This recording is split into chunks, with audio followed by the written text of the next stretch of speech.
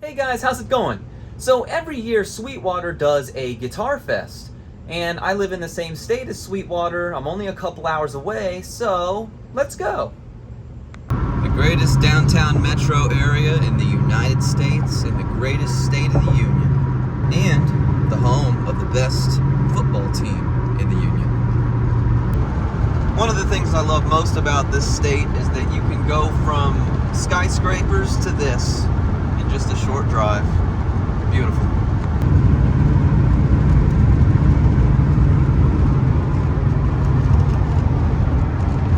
Two hours down, one to go. I haven't been to Sweetwater in a while, so pretty excited to see if it's changed at all. Hopefully I find something cool that's worth buying. Hopefully I meet some cool people.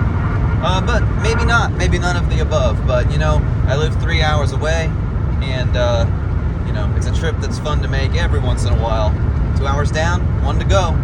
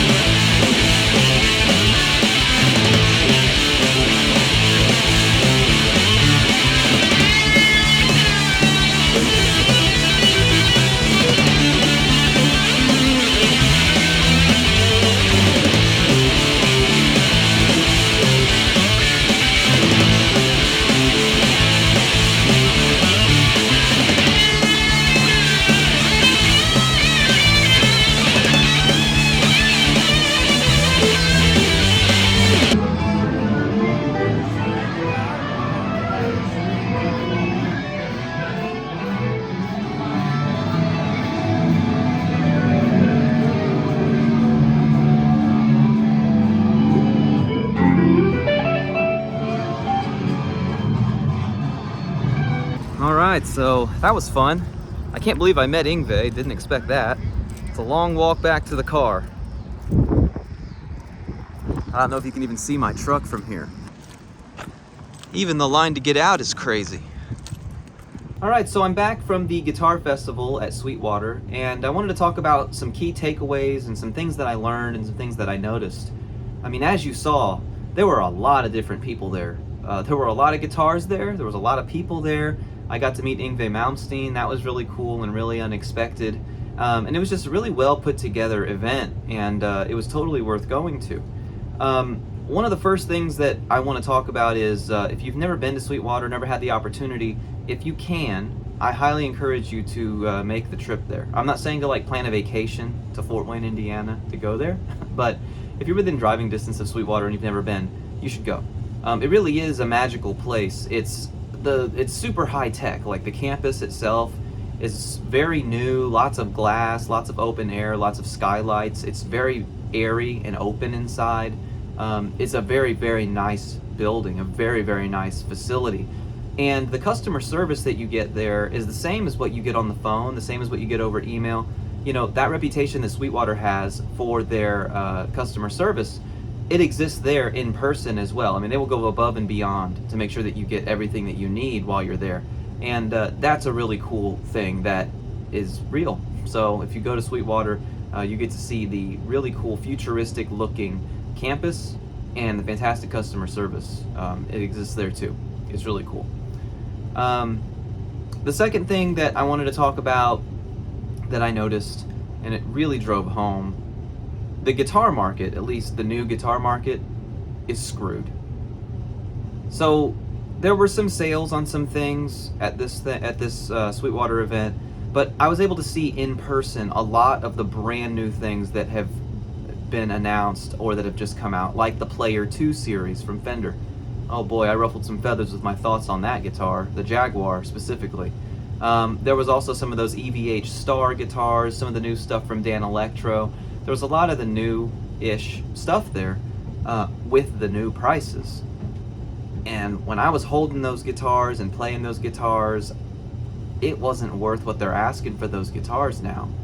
I'm really worried because not only were they charging, in my opinion, exorbitantly high prices for these guitars new, people were buying them in droves.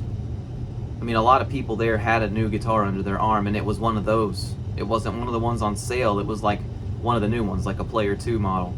And you know, you could say you like the Player 2 model, whatever. Fact of the matter is, $830 for the entry level Fender is not good for the economy, the guitar economy. It's not good for the guitar market. A lot of people can't afford that. A lot of people, like myself included, don't think it's worth that. But then when you have all these people buying it, you know, you're just incentivizing them to continue to raise prices even more. So seeing that in person, it was just crazy. And you know, it's not like I never see these things, right? I see them online. I see them at Guitar Center. I see them at other places. But Sweetwater is like, you know, that's the mecca of all this stuff, as far as I'm concerned, in the United States. And seeing it all in one place with those prices was very alarming to me. So, you know, the other thing is, historically, when prices go up on something, they usually don't come back down. So let's say that they raised due to inflation. Well, if inflation slows or reverses by some miracle, they're not going to be like, oh, the economy's better, we're going to lower the price. It's not going to be $830 and we're going to lower it down to $750. No way in hell will Fender do that. So, unless they have a closeout on the overstock because they made too many and nobody wants them for that price. That happened a couple years ago, so we'll see if it happens again. That being said, though, I think there is hope. That was the other thing that I learned at the Guitar Fest. There is hope. There were so many young people, people under the age of 15, 14, reminded me of myself when I was young. You know, everything was new. Everything was you were learning. Just seeing a Gibson SG in person was learning, you know? Seeing a guitar shape you didn't recognize. Seeing these guys that are much older than you that love the hobby and learning everything that you can from them. There were so many young people, and that gave me a lot of hope, because we are being given this idea that young people don't like the guitar anymore. All the music today is hip-hop and that kind of stuff, and the rock that's out there is like that super technical stuff is what's catching on with the kids. I sound like an old man saying that, but that's the truth. That's the perception, and that probably is the truth for the majority. But there is a minority.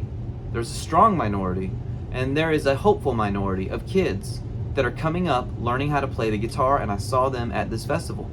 You know, you might have heard some of it, but in the guitar room, there were a bunch of kids in there. And it was crazy hearing a 14 or 15-year-old kid trying to play Sweet Child of Mine, or Smells Like Teen Spirit, or Enter Sandman, or Master of Puppets. And yes, we all laugh, roll our eyes, and cringe at the thought of playing those songs in a guitar store. But it gives me hope to hear that from young people, because it means that the cycle will just repeat, just like it did for us. A lot of us are guilty of doing that. Don't want to admit it. I will admit it right now. I was one of those guys.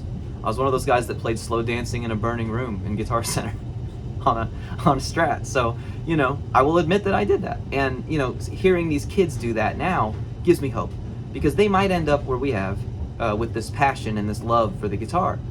And so that was one of the biggest takeaways that I had.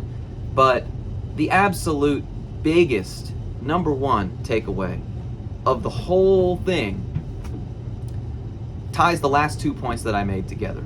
That is the market with the very expensive new guitars and the youth. We have to protect the market, and we have to protect the hobby as guitarists and as hobbyists. I mean, how are these kids gonna love the guitar the way that we do if the barrier to entry for a new guitar is so high? it's outrageous that the cheapest Fender you can buy today is $830. That's nuts to me. That's completely and totally nuts. It's nuts to me that Epiphone is distancing themselves from being the affordable alternative to a lot of other brands. For a while, they were the affordable alternative, because Squier, that has a certain connotation in your head when you think about Squier, right? It may not now. You may be somebody who loves the Squier brand and thinks that it's got a rich, strong history with a good reputation. And I'm not going to argue that with you. But Epiphone was always different. It always seemed like it was punching a little bit of a level above Squier as far as hierarchy and pecking order. But it's like Gibson is purposefully defeating that aspect of their market. Just in the way that a Mexican Fender entry level is $830. Now, I think an entry level standard Epiphone Les Paul is like $600, and that's an Asian import. That's ridiculous. That's absolutely ridiculous. It's even more telling when you look at the used market, because the used market prices are pretty much set by us. It's what we're willing to pay. It's economics 101. If we won't buy a used Gibson Les Paul Standard for $2,000, it won't sell for $2,000, and they'll continue to drop it. Now, I'm seeing Gibson Les Paul Standards for $1,500 to $1,700 for one that's in used condition. That's around the price that you can expect. That was driven by us. So when you look at that $1,500 to $1,700 figure for a Gibson Les Paul, and then you look at the fact that a new one is like $2,700, $1,000 more, that's ludicrous. That's ludicrous. I know it's important to a lot of people to get a brand new guitar. I get it. No fret wear, everything's perfect, everything's exactly the way that you want it. I totally understand that. But the value of a guitar is like a car, you know? It's like a car. It's like if you went and bought a car for $80,000, then you know for a fact that that car will only resell for $40,000 the second it becomes used. Then it's not a wise financial decision to buy that car for $80,000, is it? So that's kind of the problem that I'm seeing. We have to protect the market. Are those used guitars abundant and available? Absolutely they are. Can a kid get a really nice used guitar? Absolutely they can, and I recommend everybody, don't buy new guitars right now. Just don't do it. Buy used guitars. You can save hundreds or thousands of dollars depending on what it is that you're buying. For example, you can find a Gibson Les Paul Studio for less than around $700 if you look hard enough. That's ridiculous. You can get a Gibson Les Paul Studio almost the same price as a new Epiphone Les Paul Standard. So keep your eyes open. This goes for you. It also goes for protecting those that come after us. We have to make sure that the market is open and accessible for everybody, and we got to say something to these companies and say, you cannot charge us more money for less product. You cannot charge us more money than something is worth. You cannot set a new standard for what these things are going to be worth for us. And the way that we do that is by buying used and by not buying at those overly inflated prices. And now you're probably asking yourself, what the hell does that have to do with Sweetwater? Well, again, in the thick of it, in the Guitar Fest, it was fun. I met Yngwie Malmsteen. I saw a lot of young people. I talked to a lot of guys who had been playing for decades and decades. And that was a general consensus among a lot of them, was they were worried about the youth. They were worried about the barrier to entry with the cost being so high. And, you know, that is something that we really need to look out for. And, you know, walking through Sweetwater and seeing all these really cool guitars that were unattainable for a lot of people, that's a bad taste in my mouth. There is a time and there is a place for guitars that are very high priced, right? I'm not suggesting every guitar should be accessible for everybody, but I think that a good new guitar should be accessible to most people. And I'm not sure that we're quite in that level right now in this market. So there you go. Thank you very much for going on this journey with me. I had a lot of fun at the Guitar Fest this year, and I'm really hoping to get to go to it next year. And if I do, I'll make another video, and hopefully these things that I say here won't be as bad next time, but I don't know, that remains to be seen. Please like and subscribe. Please join the Discord if you haven't already. We talk about guitar gear, etc. in there. I sent a bunch of pictures throughout my day in the Discord while I was there in real time. So, you know, stuff like that. We love to talk about it. Whatever you find out in the wild, whatever mods you're wanting to do that you need help with, whatever. We all love to help. We all love to talk in that Discord. So thanks again for watching. Appreciate all of you. See you next time. Keep on rocking.